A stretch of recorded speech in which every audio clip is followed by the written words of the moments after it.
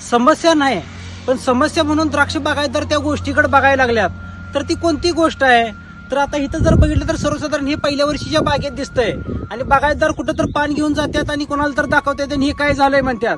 तर हे काय झालेलं नसून हे द्राक्ष बागेत वयानुसार होणारी गोष्ट आहे. तर ती कोणती गोष्ट आहे? तर आता इथं जर बघितलं तर हे पान वाळलं या किंवा वाळत चाललंय.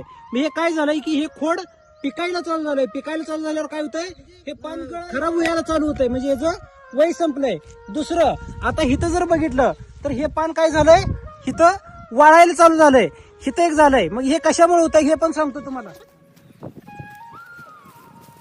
आता हे पान बघितलं तर हे पण तसंच झालंय. मग हे असं कुठं होतंय, जिथं फूट आहे ही फूट जी उचलायला चालू झालेली असत्या आणि झालेलं असतंय काय, हे पान आहे ते पहिल्यांदा काय असतंय, छोटं असतंय आणि परत काय झालं इथं हे मोठं झालं. मग हे काय होतंय, सोडायला चालू करतंय. मग सोडायला लागल्यावर पान हे असं होतंय.